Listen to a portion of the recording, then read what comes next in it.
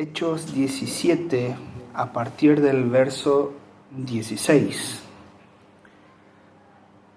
Así dice la palabra de Dios. Mientras Pablo los esperaba en Atenas, su espíritu se exasperaba, viendo que la ciudad estaba entregada a la idolatría. Así que disputaba en la sinagoga con los judíos y con los piadosos. Lo mismo hacía diariamente con los que transitaban ocasionalmente por la plaza. Algunos filósofos de los epicúreos y de los estoicos discutían con él. Unos se preguntaban, ¿qué querrá decir ese charlatán? Y otros, porque les hablaba del Evangelio de Jesús y de la resurrección, decían, parece que es predicador de dioses extranjeros. Y tomándole, le llevaron al Areópago y le preguntaron, ¿puede saberse qué es esta nueva enseñanza de que hablas? Porque todo esto de lo que hablas nos suena muy extraño. Nos gustaría que nos aclarases qué quieres decir. Ténganse en cuenta que todos los atenienses y también los residentes extranjeros se pasaban el día hablando y escuchando sobre cualquier novedad. Entonces Pablo, puesto en pie, en medio del Areópago, dijo, atenienses, me he percatado de que sois muy religiosos. Lo digo porque mientras deambulaba por la ciudad contemplando vuestros monumentos sagrados, he encontrado un altar con esta inscripción, al Dios no conocido. Pues al que vosotros adoráis sin conocerle, es a quien yo os anuncio. El Dios que hizo el mundo y todas las cosas que en él hay. Como es Señor del cielo y de la tierra, no habita en templos hechos por manos humanas, ni necesita que nadie le sirva, porque a él no le hace falta nada, pues él es quien da vida y aliento a todos y a todo. De un solo hombre hizo a todos los seres humanos, para que habiten en la superficie entera de la tierra, y les ha prefijado sus tiempos precisos y sus límites para vivir, a fin de que busquen a Dios y puedan encontrarlo, aunque sea a tientas. Si bien es cierto que no está lejos de cada uno de nosotros, porque en él vivimos, nos movemos y somos. Algunos de vuestros propios poetas también ya lo han dicho, porque linaje suyo somos. Siendo pues linaje de Dios, no debemos pensar que la divinidad sea semejante a oro, o plata, o piedra, o esculturas artísticas, ni que proceda de imaginación humana. Dios, que ha pasado por alto esos tiempos de ignorancia, ahora quiere que todos los seres humanos, en todas partes, se arrepientan, porque ha establecido un día en el cual juzgará al mundo con justicia por medio de aquel hombre a quien designó y acreditó ante todos, levantándole de entre los muertos. Cuando oyeron hablar de la resurrección de los muertos, unos se burlaban y otros decían, ya te oiremos hablar de eso en otra ocasión. Entonces Pablo abandonó la reunión, mas algunos de los presentes creyeron y se unieron a él, entre ellos Dionisio, el areopagita, y una mujer llamada Dámaris, y algunos otros. Esta es la palabra de Dios. Muy bien, muy bien. Ahora sí, buenos días familia, un gusto estar acá otro día más con ustedes. Mi nombre es David, para los que veáis ese video en el futuro y no me conozcáis. Y como siempre, para mí es una alegría estar acá para que juntos podamos poner atención en lo que es el momento más central de ese servicio, que es el momento en que después de cantar, después de orar, pasamos a escuchar de la palabra de Dios, que es lo que leímos ahora. Y siempre insistimos en decir que ese es el momento central, y especialmente ahora que estamos cambiando de serie, porque a lo mejor lo que para uno es obvio no es obvio para todas las personas, ¿no? No todas las tradiciones, no todos los contextos tienen eso como tan evidente. Mas aquí escuchamos lo que la palabra de Dios, eterna y revelada en forma humana, habla. Y luego pensamos un poco sobre lo que dice esa palabra. Y son exactamente esas conclusiones que uno tiene de las que hablamos aquí, ¿sí? Claro, eso son conclusiones que uno tiene tras estudiar mucho, ¿sí? Y aplicar cosas tan objetivas como ciencias, como hermenéutica, como interpretación de texto, ¿sí? Y conocimiento académico, análisis de texto en la lengua original y contexto histórico y cultural y todas cosas que a veces son un poquito aburridas. Pero también esas conclusiones vienen de considerar cosas subjetivas, como lo que uno siente, lo que uno vive, cómo esas palabras se hacen vida en nuestras vidas y en la vida de otras personas. Y esas conclusiones son exactamente los que nos dan la capacidad de evaluar a nuestras vidas individualmente. Y de hecho es eso lo que se supone que tenemos que hacer ahora, lo que se supone que tenemos que hacer mientras escuchamos la palabra de Dios. Tenemos que ver los lugares en que Dios nos reta, en que Dios ajusta nuestro curso de dirección, porque ninguno de nosotros es perfecto, todos nosotros siempre vamos a tener algo que tenemos que cambiar, ajustar, arrepentirnos. Pero también esa palabra nos da herramientas para ayudar a otras personas y ayudar a grupos enteros, a iglesias, y ayudar a personas a caminar en lo que Dios dice que es bueno y correcto. Eso porque como herederos de la Reforma Protestante creemos que con la Biblia podemos evaluar a cualquiera, podemos evaluar una iglesia. ¿Cómo saber si una iglesia es sana o no? ¿Cómo saber si una iglesia está viva o muerta? ¿Cómo saber si una iglesia está haciendo lo que debe hacer? Vemos la palabra de Dios. Evaluamos a autoridades eclesiásticas, incluso ese que os habla ahora. Si uno dice algo que no está de acuerdo con lo que dice la palabra de Dios, podemos simplemente rechazar y denunciar mismo. Y bueno, por todo eso es que ese momento es tan central. Entonces, para que los que a lo mejor no estáis tan acostumbrados con un servicio de una iglesia protestante o evangélica, es por eso que apreciamos tanto la palabra de Dios. Y en ese domingo estamos muy ilusionados por empezar una serie nueva de mensajes que se llama Fe más allá del individuo, sacándome todo el uruguayismo con el allá, ¿sí? Entonces, es a propósito, ¿sí? Y en esa serie nos vamos a detener sin apuro en uno de los discursos que es de los más famosos de toda la iglesia primitiva. Vamos a ver ese discurso que es el apóstol Pablo predicando en la ciudad de Atenas. Y va a ser una serie un poco distinta de la serie anterior. En la serie anterior pasamos por un libro entero en secuencia, capítulo a capítulo, contando la historia y viendo cómo nos apunta a Cristo, cómo nos enseña, cómo se aplica a nuestra vida ahora. Ahora vamos a ver ese mismo trecho, pero por múltiples ángulos y múltiples camadas que ese texto nos brinda. Cuando tengo que hablar de un texto en particular y solo tengo una predicación, en general siempre queda mucha cosa fuera. Siempre hay mucho más de hablar de un texto de lo que cabe en unos minutos que uno se pone acá. Ahora, la idea es que tengamos algunas semanas para estudiar ese texto y ver los múltiples ángulos y poder hablar de todo lo que ese texto tiene que decir, o de muchas cosas de lo que tiene que decirnos. Entonces vamos a verlo vamos a ver el apóstol Pablo considerando la cultura en que estaba, vamos a ver el apóstol Pablo considerando la profundidad intelectual de su mensaje y la interacción con el pensamiento de las personas de su época. También vamos a ver la integridad teológica de palabras que no son un mensaje de una persona, pero son las palabras eternas de Dios. Y también el impacto espiritual y concreto en la vida de personas. Todo eso en un discurso único, en algunas semanitas. Pero como siempre, necesitamos de la ayuda del autor de esas palabras. Vamos a escuchar lo que Dios dijo a través de Pablo, lo que Lucas, que es el autor del libro de Hechos, registró de lo que escuchó de Pablo y de lo que Dios nos quiere decir ahora. Necesitamos ojos para ver cómo esas verdades de un tiempo tan antiguo, de un lugar tan distante, pueden afectar nuestras vidas ahora.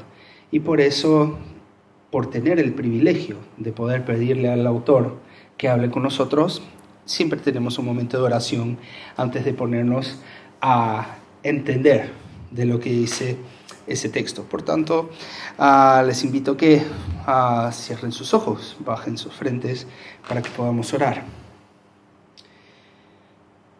Padre, muchas gracias por ese día, gracias por tu palabra. Gracias porque no nos dejas a tientas sobre lo que tenemos que hacer o cómo tenemos que actuar en ese mundo. Gracias porque le has dado sabiduría a ese tu siervo Pablo para que él pudiera actuar de una manera que sirve de ejemplo para nosotros mismos hoy día. Señor, que ese texto nos rete y nos ayude, Señor, a hablar de tu palabra de una manera que sea efectiva, de una manera que honre la profundidad de lo que tú tienes a decir a las personas que están alrededor nuestro. Anima nuestros corazones, llénanos de tu espíritu, quema adentro de nosotros ese deseo de compartir esa vida que nos has otorgado, Señor. Y Señor, que en ese proceso en que tú edificas tu iglesia a través de tu palabra, yo no estorbe mucho. Que tú nos transforme a la semejanza de tu Hijo, que podamos hacer como Él hizo. Es lo que te pedimos, en el nombre de Jesús. Amén. Bueno, de religión, de política y de fútbol no se habla, ¿sí? Que ya he escuchado eso. En portugués tenemos un dicho específico sobre religión: religión no se discute. La religión no es un tema de discusión, ¿no? Y todos tenemos más o menos esa idea, esa visión que es un poco común, ¿no? Porque al fin y al cabo, imagínate el lío que sería. Estás en una tertulia, estás sentado con tus amigos en el bar y probablemente cualquiera de esos temas solo va a generar discusiones y va a generar mismo peleas, a veces peleas físicas, ¿no? Por ejemplo, imagínate que tienes en una mesa alguien que defiende Vox y otro que defiende Podemos. Imagínate el lío que sería eso. Un que defiende a Abascal y otra Iglesia. Sería una locura hablando. O uno que es un madridista hablando de todos esos miles de tazas de Europa, de Champions League, y un culé hablando de, no sé, de lo que tenga Barcelona, ¿no? Y perdón los amigos de Barcelona, pero es la realidad. A lo mejor Ronaldinho jugaba muy bien en el Barcelona, ¿sí? O un cristiano y un ateo, si se pone a discutir, bueno, probablemente va a ser bastante movidita la discusión.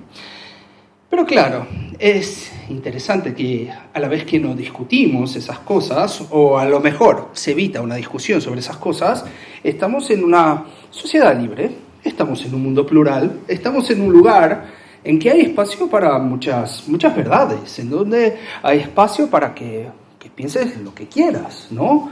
Lo único que no es admisible es que andes molestando a los demás con tus ideas, ¿no? Entonces, cosas controvertidas deberían ser de tu casa para adentro, de la puerta de tu casa para adentro. Entonces, si quieres pensar algo, piénsalo solo. Si quieres creer algo, créelo en tu casa, solo no me estorbes con tus ideas, ¿no? La religión sería algo individual. Cree lo que quieras, a mí no me importa, ¿no? Si no molestan a los otros, no pasa nada. Sin embargo, si aplicamos esa lógica al cristianismo, tenemos un problema. Tenemos un problema porque el cristianismo no se deja limitar de esa manera. El cristianismo es muchas cosas, pero una cosa que no es individual. El cristianismo nunca es individual, a empezar de su aspecto comunitario. La expresión del cristianismo necesita comunidad. Uno no puede ser cristiano completo sin estar en una comunidad de fe, sin estar en una iglesia. ¿Eso por qué? Es inalienable del cristianismo el vivir sirviendo a los demás. Una de las marcas y de las evidencias que eres cristiano es que te importas con los demás, es que quieres que los otros puedan disfrutar de los dones que te son o innatos o aprendidos y que puedas ayudar a otras personas. Para ayudar a otras personas tienes que estar con otras personas, no hay caso.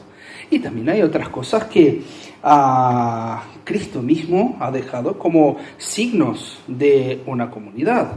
cuando compartimos la Eucaristía. Estamos discerniendo o comprendiendo el cuerpo de Cristo, ¿no? Entonces estamos recordándonos que no somos uno, somos un cuerpo, ¿no?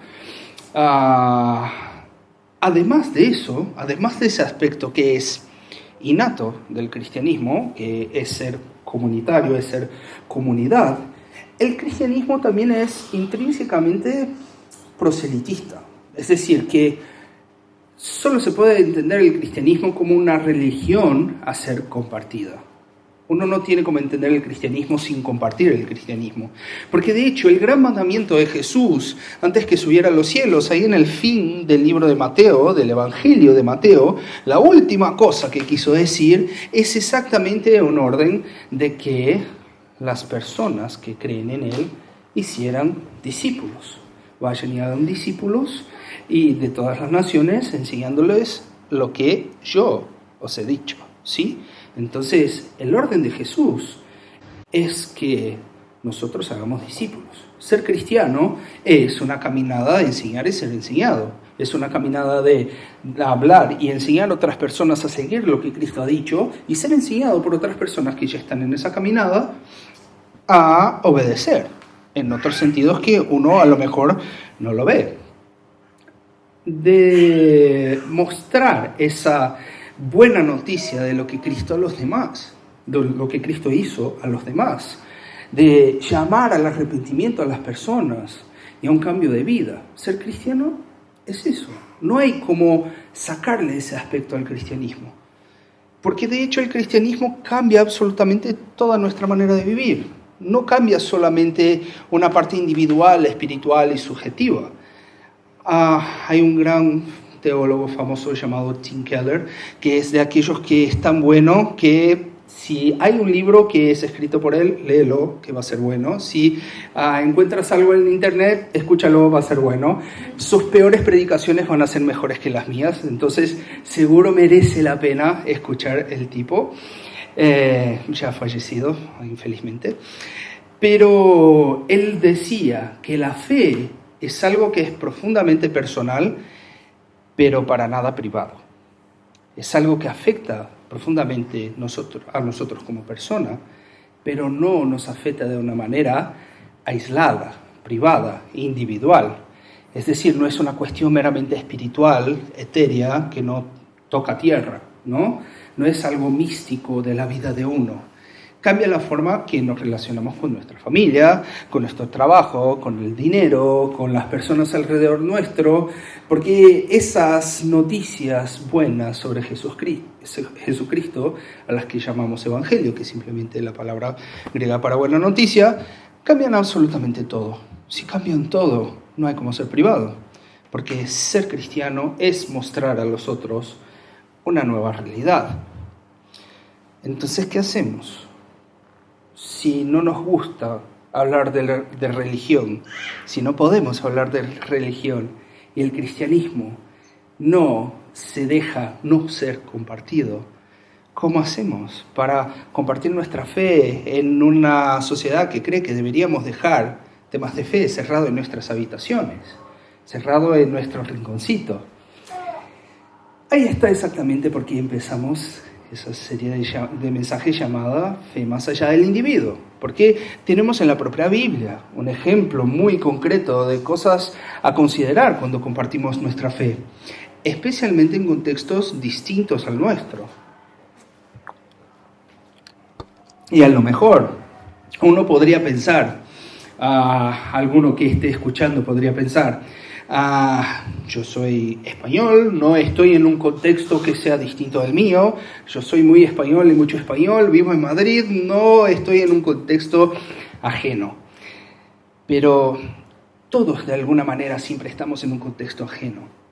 Porque primero que, mismo en una ciudad, en la ciudad que vive uno, tenemos subgrupos, subculturas.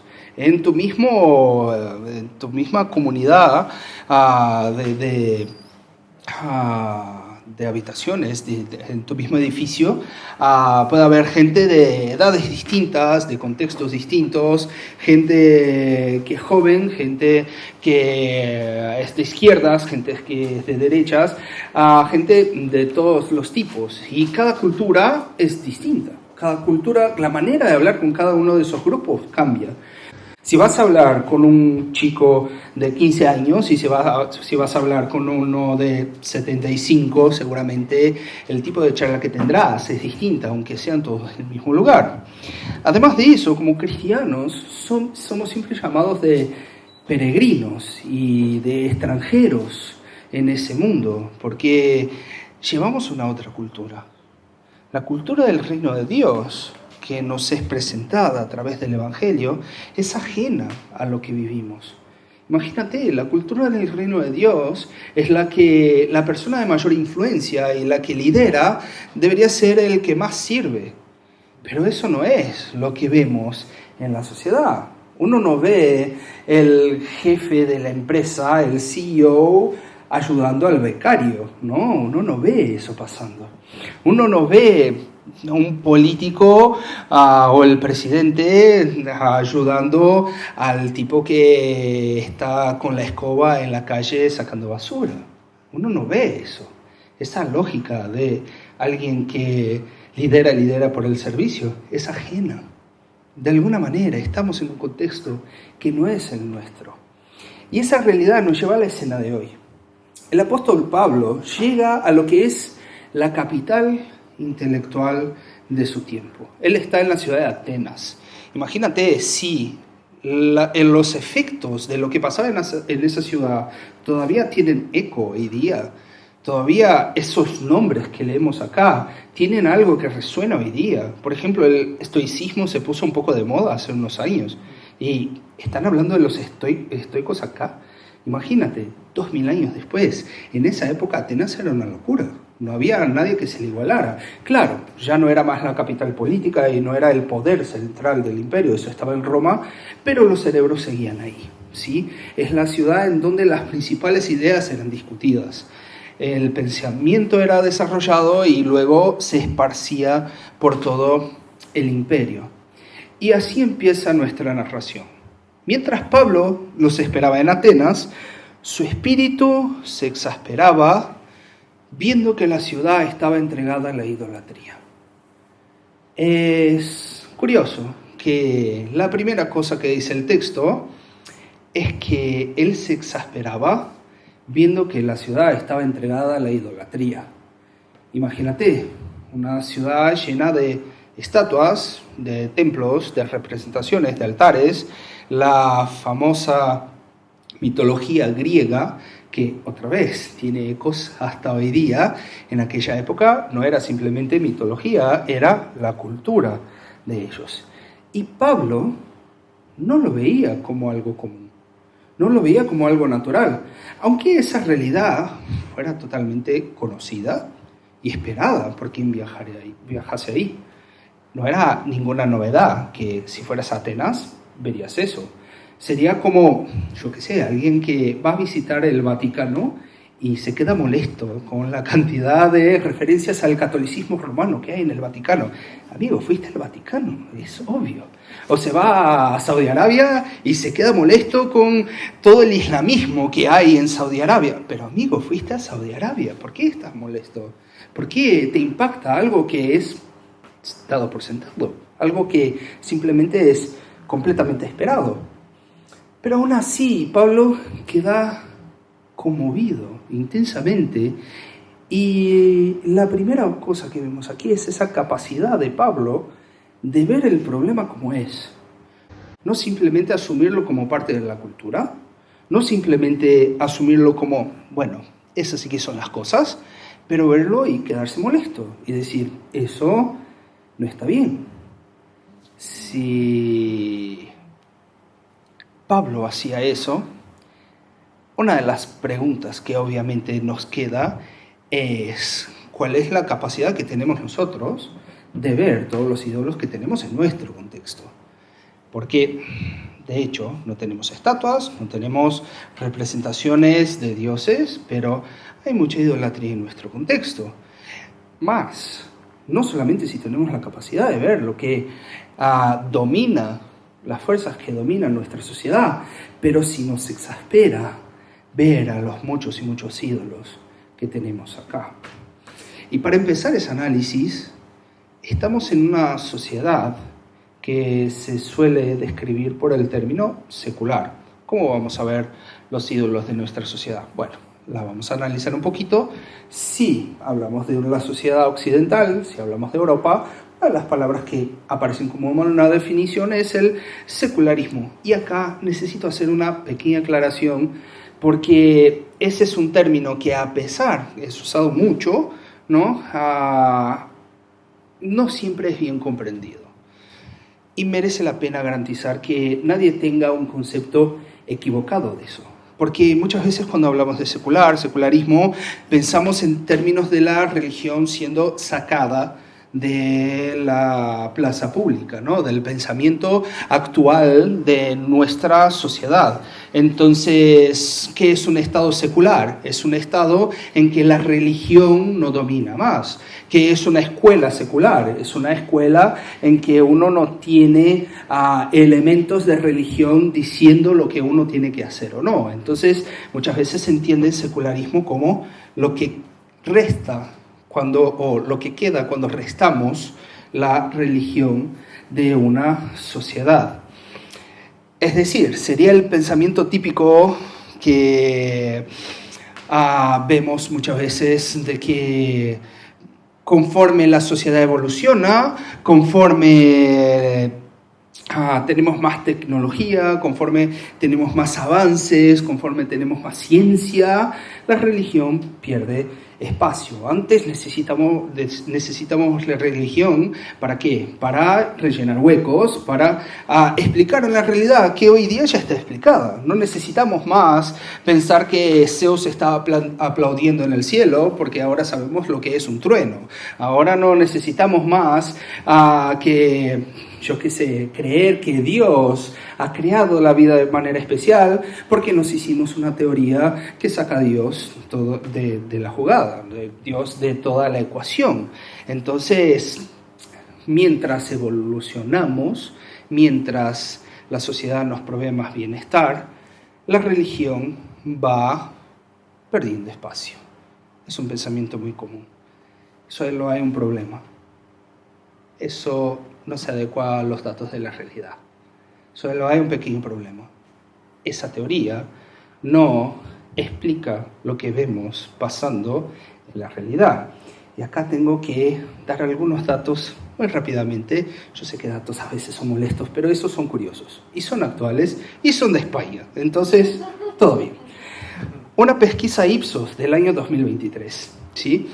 Ha mostrado que en España, cuando comparamos los datos de la generación Z, o sea, gente que ha nacido en el siglo XXI básicamente, contra los datos de los baby boomers, que sería la generación nacida ahí en los 50, los 60, un poquito después del posguerra, ¿sí? Cuando comparamos esas dos generaciones, tanto el número de gente que dice frecuentar a la iglesia, cuanto el número de protestantes ha crecido. Comparando la gente nacida en los 50 y la gente nacida en el siglo XXI. Pero eso no tiene sentido si vamos a pensar en términos de evolución, porque si la evolución de las sociedades occidentales fuera a quitarle espacio a la religión, datos como ese, y solo traigo esos porque son los más cercanos, hay un montón de datos en esa pesquisa que son curiosísimos. A veces pensamos solamente en términos de Occidente y eso, pero si pensáramos en el sur global, que es la región que más ha avanzado tecnológicamente proporcionalmente, es la región en que el cristianismo crece. Y más, mundialmente, el cristianismo no está en declinio, está creciendo, ¿sí? Esos datos simplemente no encajan. Estamos evolucionando como sociedad, entonces ¿por qué la religión no se va? Estamos con más ciencia, con más confort, estamos con menos pobreza, ¿por qué la religión no se va? Simplemente porque esas narraciones o esas explicaciones son lo que el gran filósofo Charles Taylor, que es un canadiense que escribió un libro de ese tamaño más o menos, que se llama La Era Secular, lindo, maravilloso, él va a decir que esas narrativas son narrativas de reducción, pero él va a decir que el secularismo no es o no va de cosas que se sacan, no va de reducir, sino de algo que se añade. El secularismo no significa que la religión es sacada o es quitada de la sociedad, sino que se añade un elemento más que antes no existía. En la sociedad secular, la religión sigue, más se añade la posibilidad de no religión, lo que antes no existía. Antes no existía, sí, si te vas al pasado, si nos vamos al siglo XVI, por ejemplo, pensar en alguien ateo era casi imposible. En el siglo XVI todos creían. Y no es que no existieran ateos, pero simplemente no encajaban en la sociedad.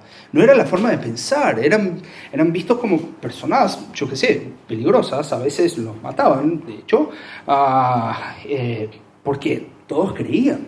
No creer no era una posibilidad, más hoy día ser religioso y ser ateo son simplemente dos opciones igualmente válidas y comunes. Seguramente tienes un compañero de trabajo que es ateo, tienes un compañero de trabajo que es católico, otro que es musulmán, otro que es agnóstico, otro que se dice espiritual pero no religioso, y todo eso es normal, natural, corriente. Esa es la sociedad secular. Es vivir viendo gente que piensa distinto de ti, piensa diferente de ti y sigue viviendo igual que tú. Gente que no tiene la misma creencia que tú, pero paga cuentas, buscan una relación, que aman a sus familias, que trabajan, que se divierten. Hay gente que pone el sentido de su vida en su trabajo, hay gente que pone el sentido de su vida en su familia, otros en lo que poseen, otros en lo que pueden disfrutar, otros en su apariencia. Y todos conviven, todos están ahí y son simplemente opciones de cómo vivir. Es perfectamente posible imaginarse a alguien viviendo hoy día sin creer en Dios. Eso no es raro para nosotros. Eso significa estar en una sociedad secular.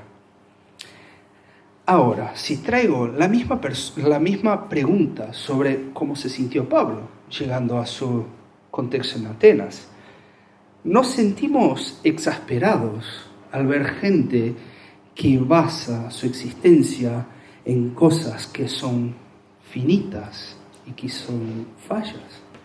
Porque de hecho esa es la definición de idolatría. La idolatría es lo que pones como la fuente de sentido de tu vida, como la cosa que pones como fuente de definición de tu identidad. Es lo que te gastas la vida haciendo. Es la cosa que si la perdieras hoy, probablemente te costaría mucho encontrar sentido en la vida. Responde a esa pregunta. ¿Qué es que si te lo quitaran hoy, probablemente no querrías despertarte al día siguiente? Probablemente ahí está tu ídolo. Y para cada persona va a ser distinto. Y si para nosotros que somos cristianos, que en teoría tenemos a Dios en ese lugar, seguramente lo podemos encontrar.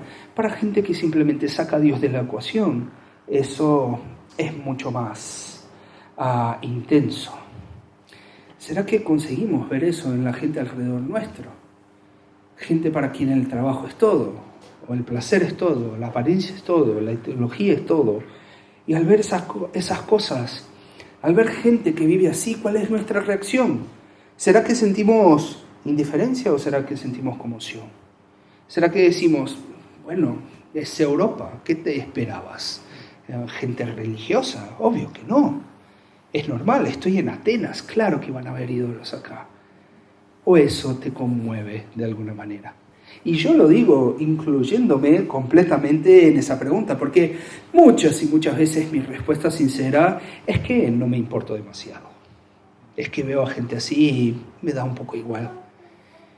Pero no le dio igual al apóstol Pablo en Atenas.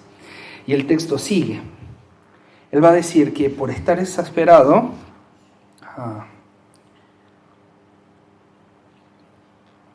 en el verso 17, así que disputaba en la sinagoga con los judíos y con los piadosos, y lo mismo hacía diariamente con los que transitaban ocasionalmente por la plaza.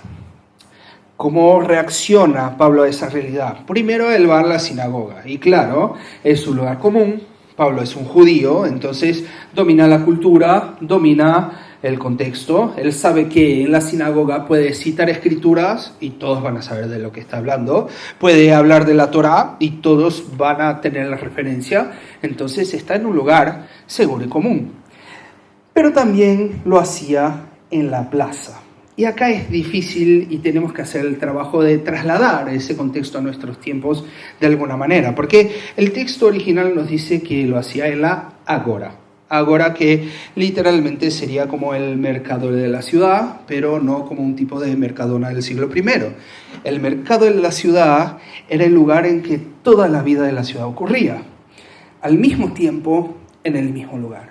Entonces la academia, la vida del pensamiento, la media, el comercio, el arte, la justicia, algo que no tenemos un paralelo hoy. No tenemos en un lugar solo todos esos elementos. Pero imagínate en el siglo I, si querías escuchar las noticias, no tenías prensa.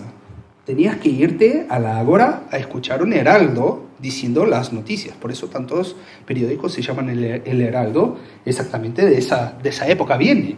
Tenías que escuchar a un chaval gritándote lo que está pasando en el mundo. Y si tenías una pesquisa científica, una teoría, una idea, no había periódicos, no había universidades. ¿Cómo lo discutíamos? Ibas a la ágora y discutías cara a cara con otra persona que estaba estudiando lo mismo y escuchaba sus preguntas y vamos adelante en el pensamiento. Si vas a exponer una obra de teatro o poesía o lo que fuese, ibas al ágora o el ágora. El ágora, pero es femenino, es como el agua, me imagino.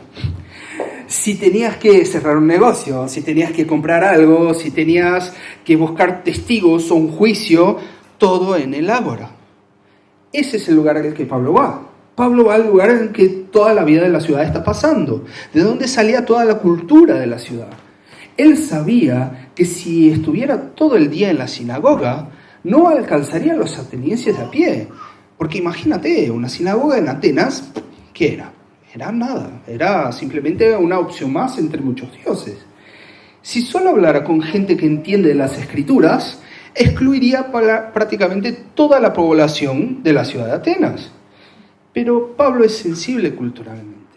Él sale y rompe su burbuja y a la vez va a estar en el lugar en que potencialmente sería escuchado.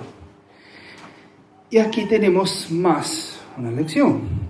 Que al compartir nuestra fe, el lugar donde compartimos nuestra fe importa. Primero porque si no rompemos la burbuja y simplemente hablamos de Cristo con cristianos, probablemente no vamos a alcanzar a nadie. Es claro, Dios puede hacer lo que quiere, Dios puede mandar, 50 no creyentes que entren acá y se pongan acá y después del culto vas a hablar de Cristo a ellos. Dios puede hacer eso, lo puede hacer. Pero es probable que lo hagan, no es probable, ¿sí? Entonces, lo más probable es que para hablar de Cristo a personas que no conocen a Cristo, uno tiene que salir de su burbuja.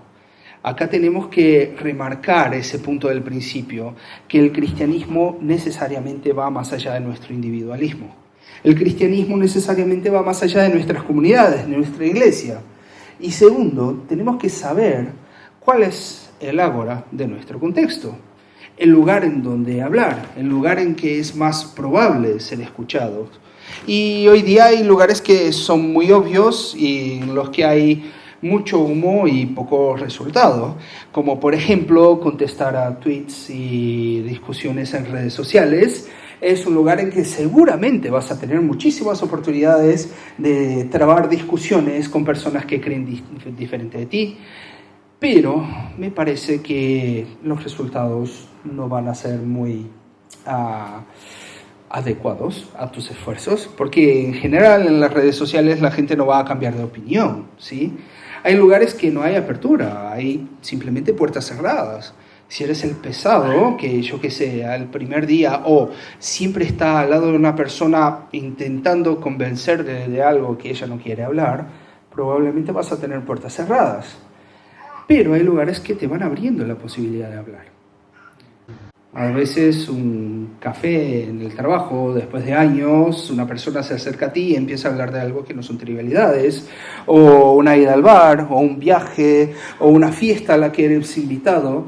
Una fe que es culturalmente sensible, es una fe que está atenta a las oportunidades que nuestro contexto nos brinda, que está atenta a que no existe más el ágora.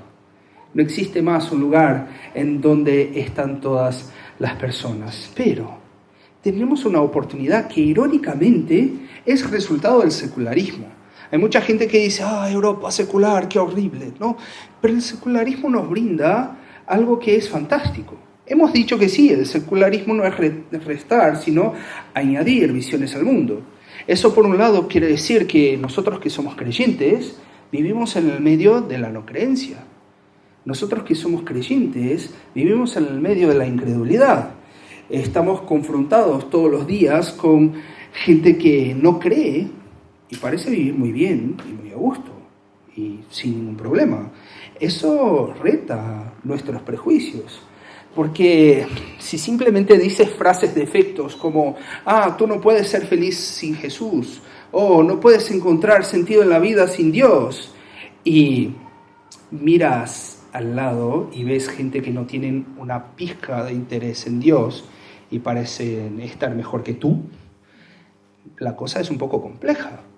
Claro, nosotros creemos que ninguna cosa en ese mundo va a satisfacer, nosotros creemos en una vida que va más allá de lo que vemos, claro, pero las respuestas no son tan sencillas. Hay gente que vive muy bien por mucho tiempo sin Dios, y a veces en esa vida no pasan por nada que les haga plantear otra cosa. En general siempre hay algún momento, siempre hay alguna ventana de trascendencia, como dicen algunos autores. Pero esa respuesta simple de, sin Jesús no eres feliz, a la mayoría de los no creyentes, a la mayoría de los ateos va a decir, bueno, yo triste no soy, estoy muy bien acá. Y claro, esa es la parte difícil de la situación. Sin embargo, hay el otro lado de la moneda, que es que el incrédulo vive en medio de la creencia. Si nosotros como creyentes vivimos en medio de la incredulidad, el incrédulo vive en medio de la creencia.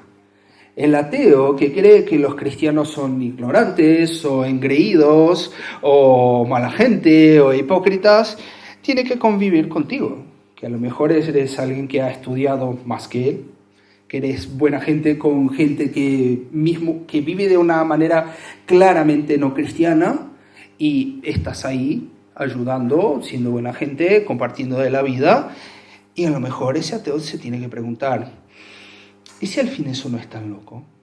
Porque ese tipo parece ser bastante normal y cree en Dios. ¿Será que hay algo ahí atrás?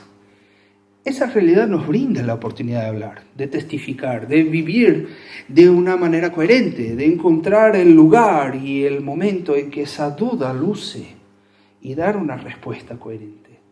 Si vivimos en una cultura secular, aprovechemos que tenemos voz, que la creencia es una opción.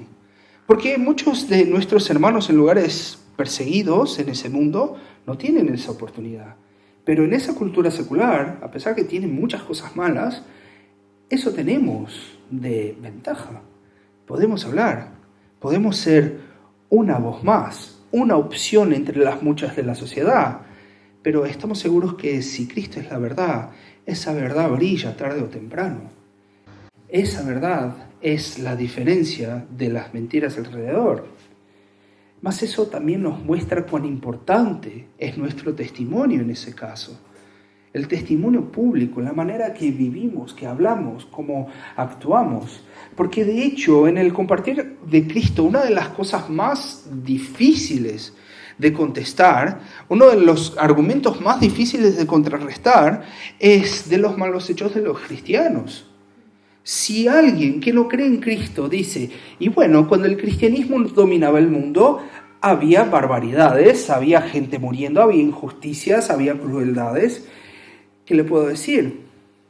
Sí, habían. Tanto que existe esa visión de, incluso hoy día, que gente muy religiosa, muy fundamentalista, para usar una palabra mal usada, se cree mejor que los otros, o está siempre juzgando, o habla de manera dura, es hipócrita, ¿sabes? Ese tipo, todos a lo mejor incluso conocemos a ese tipo de creyente. Y a lo mejor el primer pensamiento sería que esa gente debería ablandarse un poco, ¿no? Que debería llevarlo un poquito más despacio, ese tema de la religión, ser más equilibrada, menos extremada. A lo mejor, por ejemplo, en la Inquisición española, si no fueran tan extremados, pero fueran un poco más equilibrados, tendríamos un resultado mejor. Pero la realidad es que el problema de esa gente, el problema de cuando el cristianismo ha dominado, no es que la gente tenía cristianismo, demasiado cristianismo, sino que le faltaba cristianismo. No es que tenía religión de sobra, sino que le faltaba. A los cristianos radicales que no mostraron amor en la historia, que fueron violentos, que fueron crueles, no es que llevaban su religión muy en serio y por eso se ponían violentos. No, es que no llevaban la religión en serio lo suficiente. Porque ser un cristiano radical sería ser como Cristo. Alguien que es a la vez verdadero y es amable.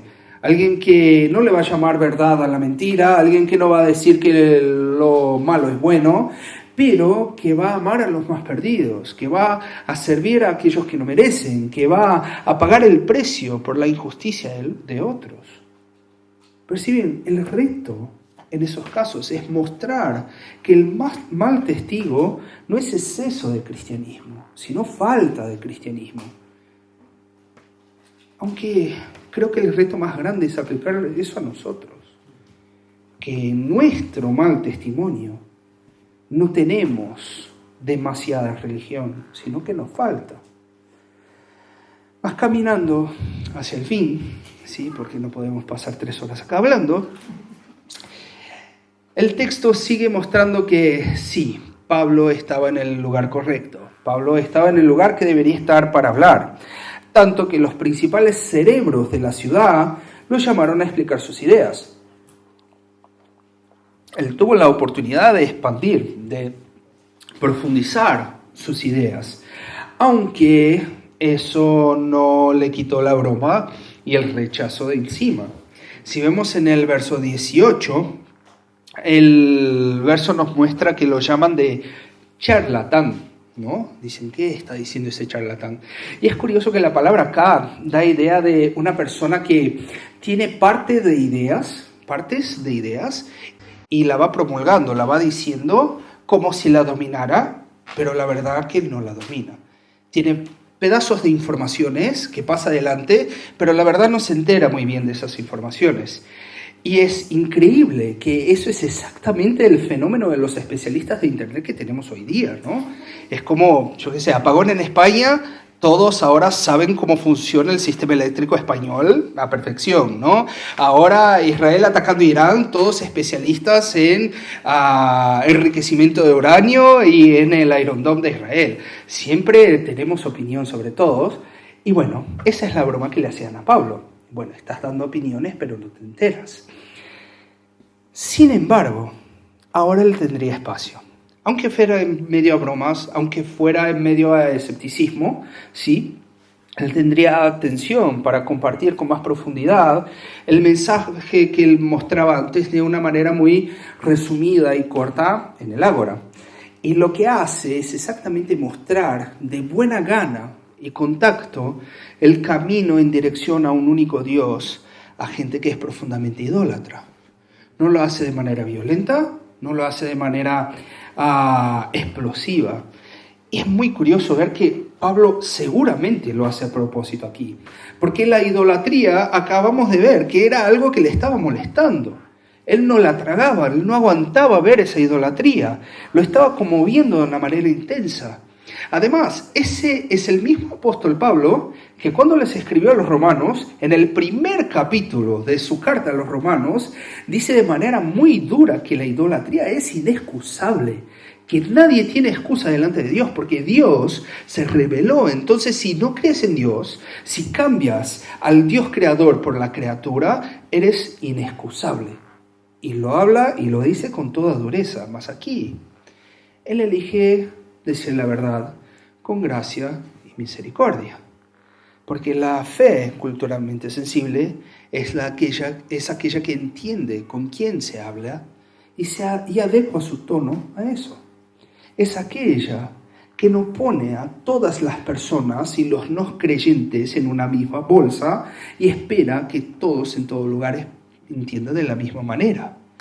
Es muy distinto un ateo en una facultad de físicas que un ateo en un atelier artístico. No lo puedes poner en la misma bolsa.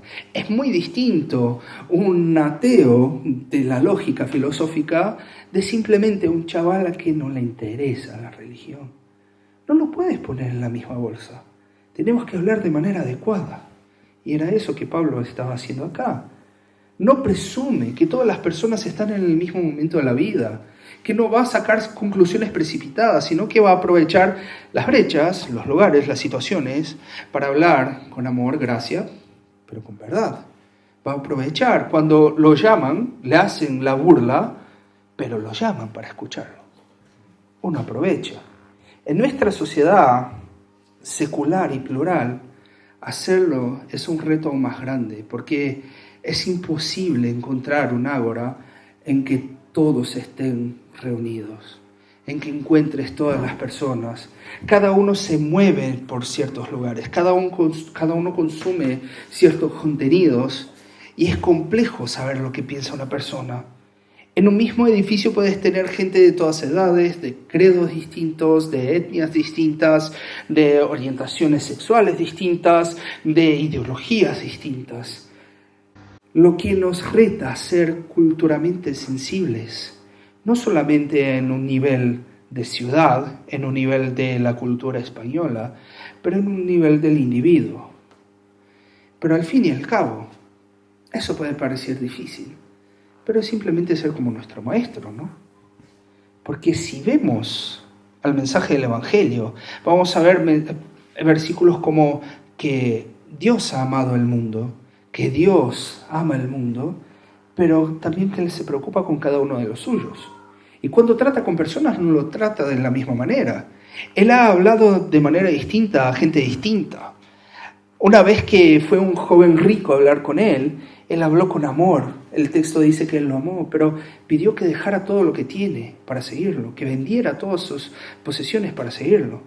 Sin embargo, cuando estuvo con una mujer adúltera que estaba a punto de ser apedreada, Él simplemente no la juzgó y dijo que fuera y no pecara más.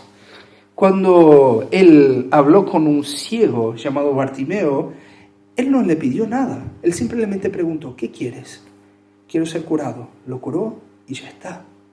No dijo nada más. Pero cuando habló con los fariseos, los denunció, los insultó muchas veces. Si tienes una fe verdadera en Jesús, es imposible que ella se resuma a ti, que ella se resuma a tus impresiones, a tus prejuicios. Una fe verdadera es una fe compartida, y compartir la fe hoy día en la cultura de Madrid de 2025 es una misión con nombre y apellido, que es algo que, ya dije, no viene de mí, no lo inventé yo, ¿sí? Pero me encanta ese concepto. La misión no es una misión de una bolsa de personas sin cara, no, es encontrar el lugar correcto para una persona con una cara, para hablar de manera adecuada a alguien que tiene una carga emocional específica, es ser sensible a la historia de una persona en particular, es adecuarse a lo que es la ágora de esa persona, es adecuarse a lo que es el tono que ese individuo necesita. Y bueno, por supuesto, hay muchísimo más que hablar de ese texto, pero la idea de esa serie es exactamente que podamos enfocarnos un poquito a cada encuentro nuestro en las profundidades de lo que Dios tiene a enseñarnos. Así que si quieres ver cómo Pablo logró hacerlo, te invito a estar con nosotros la semana que viene. Si tienes curiosidad de cómo Pablo tomó toda esa cosa y lo puso en práctica, la semana que viene vamos a ver una otra cara de lo que Pablo hizo en la ciudad de Atenas. Pero por ahora vamos a orar y pedir que Dios nos ayude en ese reto de amar a personas lo suficiente para compartir nuestra fe de manera sensible a su microcosmo, a su vida, a su cultura, a molestarnos con sus idolatrías, no simplemente considerarlas como algo que deberíamos esperar de estar en Atenas, a decir palabras con equilibrio entre verdad y amor, pedir para lograr ese reto de ser como nuestro Maestro, que hizo mucho más por nosotros que simplemente hablarnos, pero nos alcanzó a pesar de nosotros y nos transformó a pesar de nosotros. Baja tu frente, vamos a orar.